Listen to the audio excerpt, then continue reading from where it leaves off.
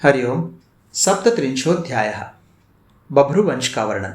वैशंपायन जी कहते हैं, जन्मेजय, सतवान उपनाम वाले सतवत से कौशल्या ने भजमान दिव्य राजा देवाव्रत, महाबाहु अंधक और यदुनंदन वृष्णि नामक सत्व संपन्न पुत्रों को उत्पन्न किया। उनके 4 वंश चले, उनको आप विस्तार पूर्वक सुनिए। भजमान के सृंजय की पुत्री बाह्यका और उपबाह्यका नाम वाली 2 स्त्रियां थी। उनसे उसके बहुत से पुत्र उत्पन्न हुए। भजमान के सृंजय की पुत्री बाह्यका से कृमि, क्रमण, दृष्टि, शूर और पुरंजय नामक पुत्र उत्पन्न हुए। उन्हीं भजमान के सृंजय की दूसरी पुत्री उपबाह्यका से अयुताजित, सहस्त्राजित, शतजित और दाशक नामक पुत्र उत्पन्न हुए।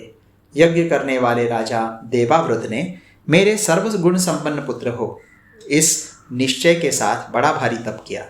वे राजा अपने चित्त में ऐसा निश्चय करके पर्णाशा नदी के जल में खड़े होकर तप करते थे। अपने जल में सदा खड़े रहने वाले राजा का नदी ने प्रिय करना चाहा। उसको ऐसी कोई स्त्री नहीं दिखी जिसके द्वारा ऐसा पुत्र उत्पन्न हो सके। तब चिंता से व्याप्त होकर नदियों में श्रेष्ठ पर्णाशा ने उस राजा का कल्याण करने के लिए एकांत में यह विचार किया कि मैं ही इनकी सहचारिणी बन जाऊं। तदनंतर उसने कुमारी बनकर श्रेष्ठ रूप धारण करके राजा को वरना चाहा और राजा ने भी उसको पत्नी बनाना चाहा। तदनंतर उन महाबुद्धिमान राजा ने उसमें तेजस्वी गर्भ को स्थापित किया। तब उस नदियों में श्रेष्ठ पर्णाशा ने राजा देवावृत के वीर्य से 10वें महीने में सर्वगुण संपन्न बभ्रु नामक पुत्र उत्पन्न किया। सुना है कि इस वंश के प्राचीन इतिहास को जानने वाले लोग महात्मा देवावृत के गुणों का इस प्रकार कीर्तन करते थे। महात्मा देवावृत को हम जैसे दूर देश में देखते थे, वैसे ही उनको समीप में देखते थे, अर्थात उनको योग बल से अनेक रूप धारण कर सर्वत्र एक रूप में विराजमान देखते थे। बभ्रु मनुष्यों में श्रेष्ठ हैं और देवावृत देवता के समान हैं। 7066 पुरुषों सहित बभ्रु और देवावृत अमृतत्व को प्राप्त हो गए, अर्थात संग्राम भूमि में अपने प्राणों को त्याग कर ब्रह्मलोक में पहुंच गए। राजा बभ्रु दानियों में श्रेष्ठ, यज्ञ करने वाले, विद्वान और ब्राह्मण भक्त थे। उनके आयुध बड़े दृढ़ थे। वे कीर्तिमान, महातेजस्वी तथा सातवत वंशियों में परम श्रेष्ठ थे। उन बभ्रु का वंश बहुत बड़ा है। मार्तिकावत भोज उनकी ही संतानों में है।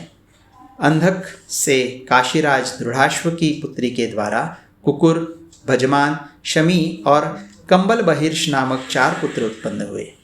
कुकुर के पुत्र धृष्णु और धृष्णु के पुत्र कपोतरोमा हुए तथा उनके पुत्र तैत्तिरी हुए।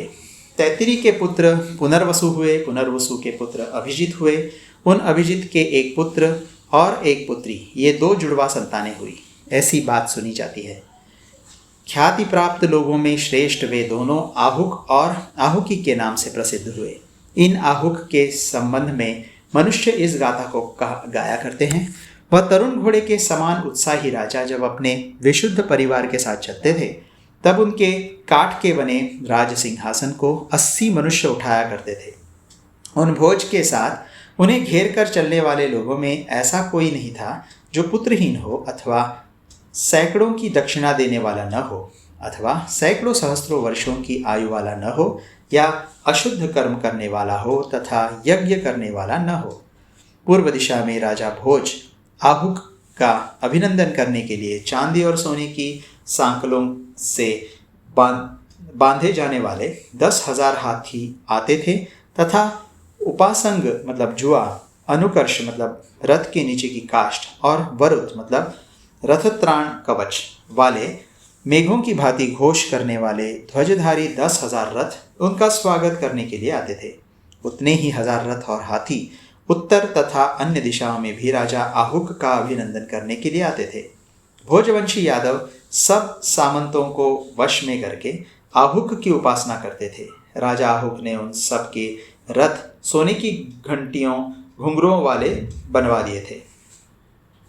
अंधक वंशियों ने आहुक की बहन आहुकी को अवंती के राजवंश में ब्याह दी।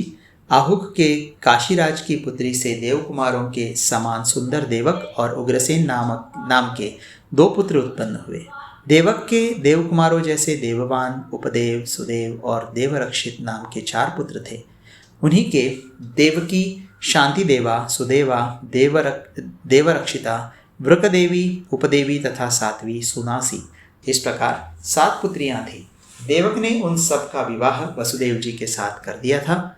उग्रसेन के 9 पुत्र थे, उनमें कंस सबसे बड़ा था।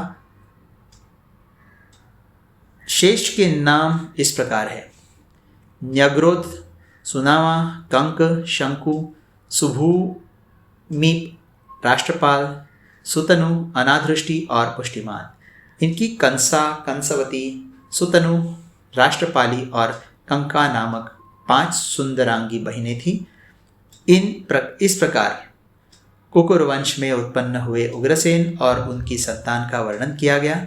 जो मनुष्य इन अमित तेजस्वी कुकुरों के वंश का वर्णन सुनता है वह संतान पाता है तथा उसके वंश की बड़ी वृद्धि होती है। इस प्रकार श्री महाभारत खिलभाग हरिवंश के अंतर्गत हरिवंश पर्व में बभ्रुवंश वर्णन विषयक 37वां अध्याय पूरा हुआ।